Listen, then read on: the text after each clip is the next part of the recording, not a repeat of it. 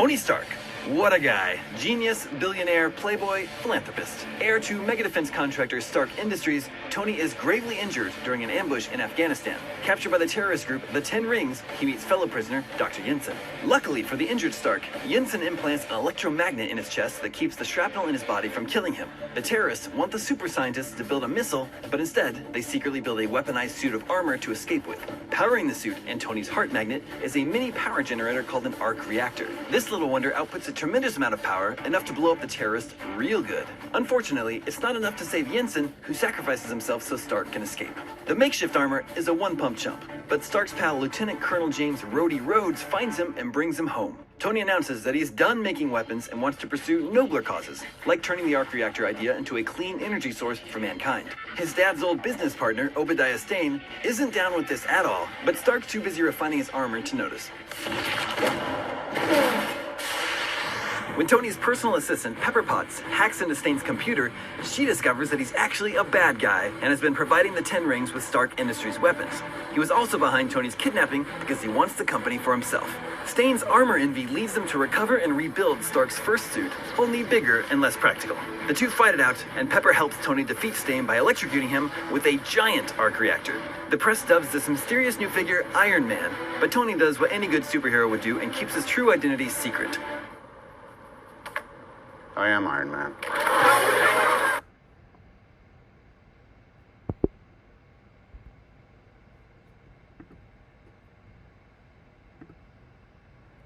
Iron Man Film Study Leadership Project, prepared for Jen Marin, created by Natasha Arshi, Shazaleen Darcy, Desiree Humney, and Laura Wallen. Timeline. In the beginning, Tony showed little effort and was known for missing important events like awards to gamble and party. He did not take the power of his corporation seriously and ignored concerns from reporters around the ethics of his business. He was not a good boss and was a bad influence for those around him. During captivity, when the ambush occurred, Tony sees the Stark Industries logo on a missile that flies past him before he passes out. He meets Dr. Ho Yinsen, who saved his life, and Tony refuses to work for the terrorists to build them a missile, so he knows they either escape or they will be killed. Yinsen tells him that they met once, but Tony was probably too drunk to remember him, which makes Tony feel pretty bad. Stark and Yinsen work together to build the Iron Man suit, and Yinsen sacrifices his life to help Tony escape. After being rescued, you can tell that Tony has a different outlook on life. The first thing he does is schedule a press conference to announce that they are shutting down Stark Industries immediately. Tony realizes that his company is causing more harm than good and wants to change that by focusing on clean energy instead of on weapons. A new purpose. Tony rebuilds his Iron Man suit, and after a reporter shows him photos of his weapons being used to kill civilians, Stark flies to find and destroy them to protect innocent people. Obadiah admits that he has been selling weapons to both sides, and Tony sends Pepper to steal files from Obadiah's computer and learns that he set up the kidnapping. I am Iron Man. After Obadiah steals Stark's arc reactor, he uses his old one Pepper kept to go fight Obadiah and save her. He uses his intelligence to trick Obadiah into following him into the sky, where he knows his suit will freeze up, as he learned this earlier when testing his equipment. Pepper and Stark work together as a team to blow up the big reactor and kill Obadiah, and Stark admits to the press that he is Iron Man. We see Tony Stark grow from someone that did not care about anything other than fame and fortune to someone that genuinely wanted to make things right and use his skills and knowledge to make the world a better place.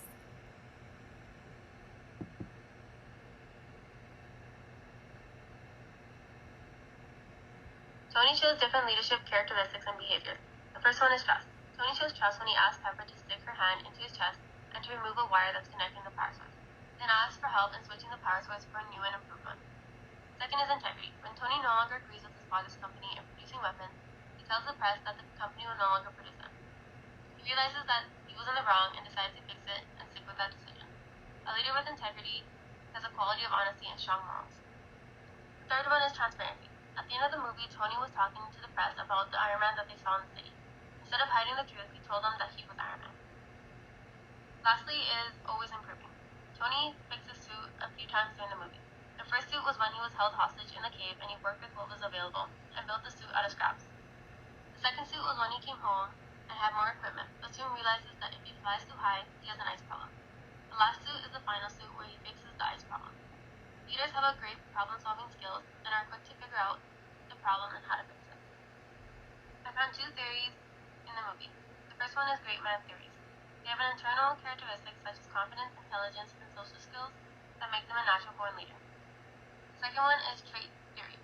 They have a particular personality and behavioral characteristics such as self-confidence and courage. I saw all of these characteristics in Tony throughout the movie.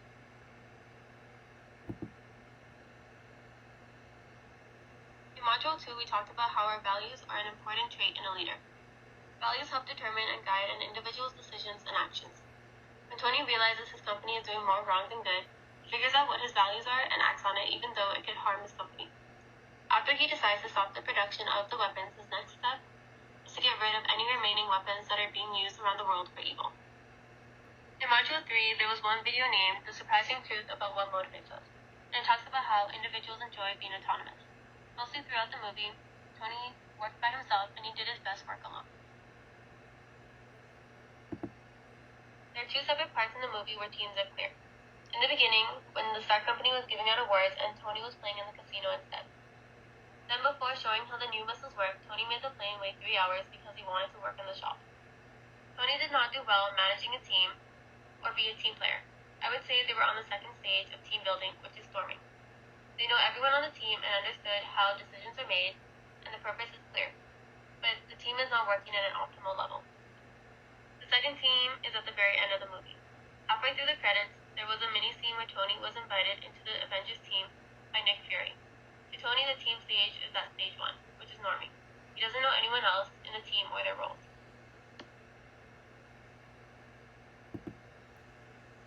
When Tony became a hostage in the beginning of the movie, he was forced to make a missile or he would be killed. He stayed calm and didn't act on his emotions. This relates to high EQ.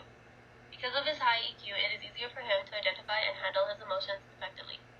This is important when you're in power because sometimes emotions can take over and affect an individual's actions and decisions.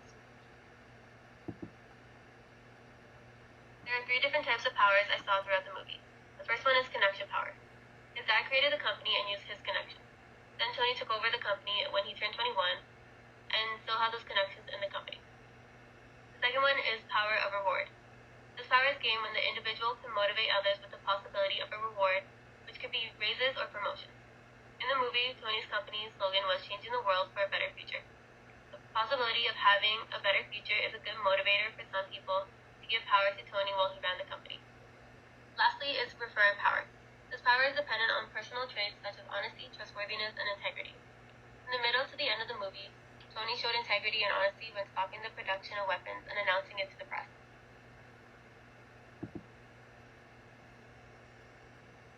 Throughout the film, Tony portrays himself as a strong leader, more so towards the latter of the film. In the beginning, Tony was unaware of the dealings his partner was conducting behind his back. After his abduction, he learned of the betrayal and deceit which was meant to lead to his demise.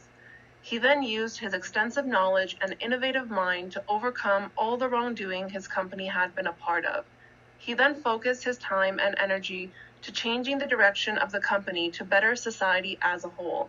His constant drive and dedication led him to defeating his partner and restoring order to his company. Tony became aware of the betrayal. He focused his energy on improving the direction of the company and on himself. He realized there were better opportunities for the company to be more socially responsible. His vision was to find a clean source of energy rather than building weapons. Knowing this would cause tension and distrust with his partner as well as the board of directors, Tony knew it had to be done and did not let anyone get in his way. Tony was passionate about his vision, and he needed his team to understand why he was focused on moving the company in a more positive direction. He needed to fully embody this change within himself before implementing it within his team. We learned in Module 4 that there are 4 steps to organize vision in your team. Tony followed these steps in a unique way. He thought about his audience after seeing negative press regarding the use of his weapons and the harm they were being used for. He wanted to give the public a reason to believe in his vision. Tony's first step of action was to destroy all the stolen weapons and technology to ensure that his products were not being used to start war or cause harm to innocent people, followed by shutting down the weapons manufacturing division within Stark Industries. Tony then announced the strategy for his company had shifted, and he needed to get his team on board with these changes. He targeted the message to show the company needed to move in a more responsible direction. He wanted to continue to be an industry leader. Tony announced in a press conference to shut down the division rather than discussing it with his partner and board first. Although his strategies were not the most effective at first, he was able to succeed in stopping all threats that came in his way. Obadiah posed as a threat and a tactical challenge. He went behind Tony's back, orchestrated his kidnapping, and broke his trust.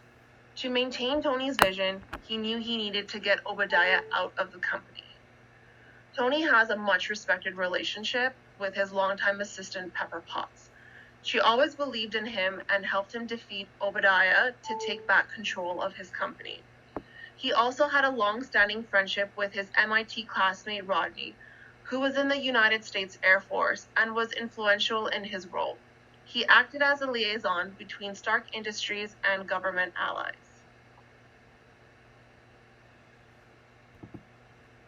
Stark Industries focused on a few different styles of culture. Its purpose was to constantly improve technology and security to benefit society as a whole, such as finding resources to produce clean energy. By learning, Tony has a brilliant mind. He graduated from MIT at age 17. He focused on being at the forefront of technological advancements and striving to do the impossible. For authority, Tony had a clear view of his vision. Knowing that his partner was a major threat, he focused on taking back control of his company and made the decision to quit building weapons. He was results-driven. Tony was determined to not let anyone get in his way of achieving his goal. He was determined to find more sustainable resources and find new advancements in his technology. Tony encouraged and implemented change at all levels during different stages of the movie. On an individual basis, after he got kidnapped, he found out the terrorist group was using his weapons for war. He realized his company was dealing under the table and his partner had betrayed him.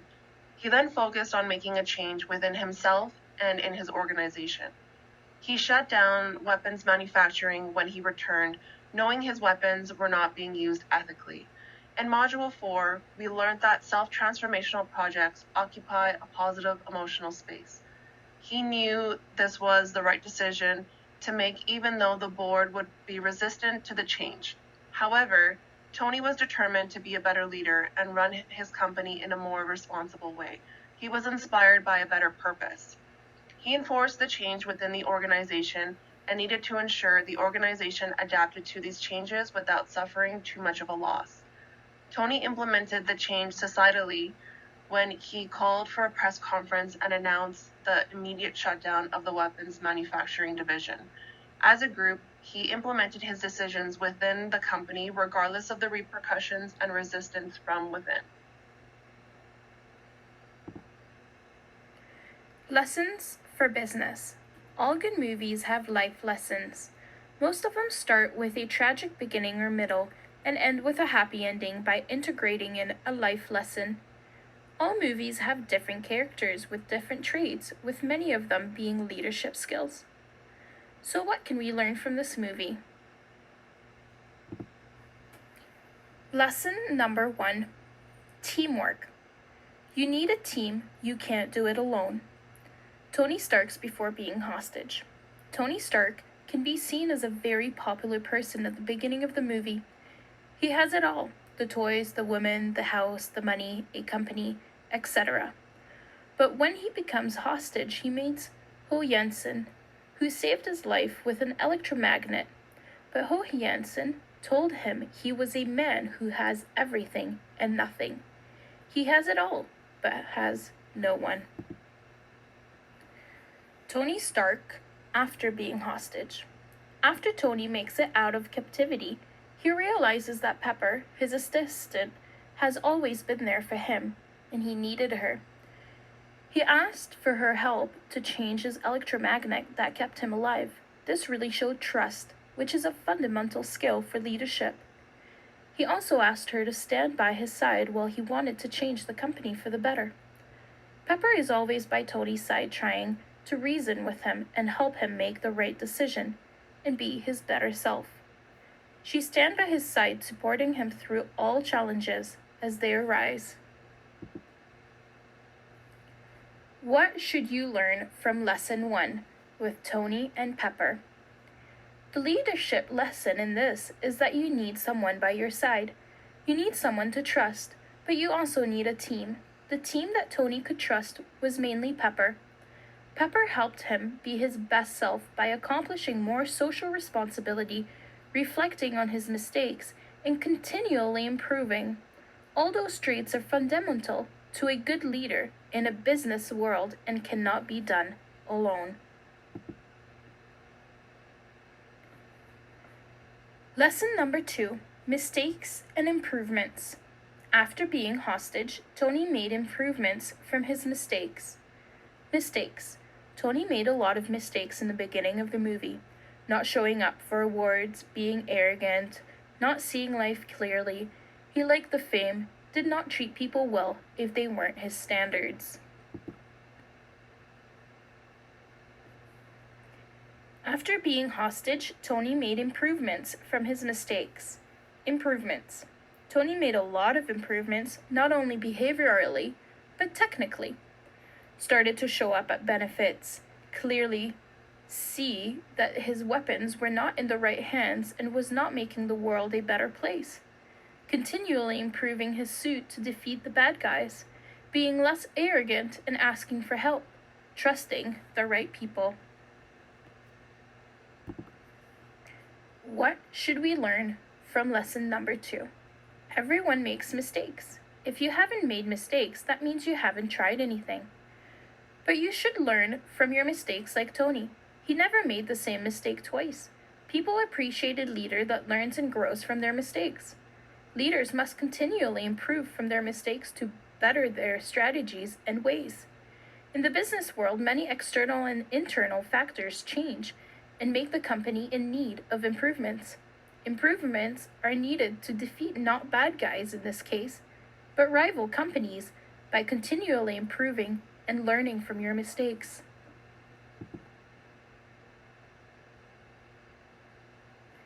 Lesson number 3, social responsibility. Tony realizes his company is not doing the world a favor.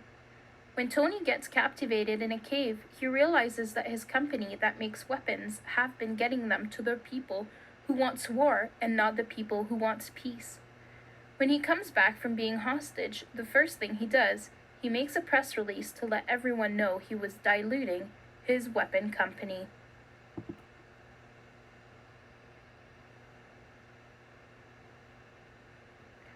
What should we learn from lesson number 3? A great leader will notice when the company is not being socially responsible. People would rather follow someone who is doing the right thing and not the wrong thing. If you do not know if you are doing the right thing, maybe take a step back or ask for feedback to guide you into the right direction. In the business world, more and more companies are looking to be socially responsible as it is more appealing, but simply the right thing to do. A great leader in today's world should know what is wrong and what is right ethically, and should engage their followers in the same way.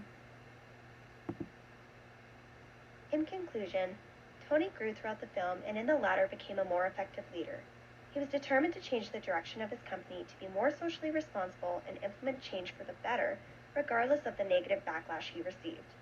He was determined to be a better leader and use his power for good. We learned that Obadiah is not trustworthy, and the Stark Industries team quickly starts working against each other. This validates that trust and honesty is essential when it comes to effective teamwork, or teams will fail.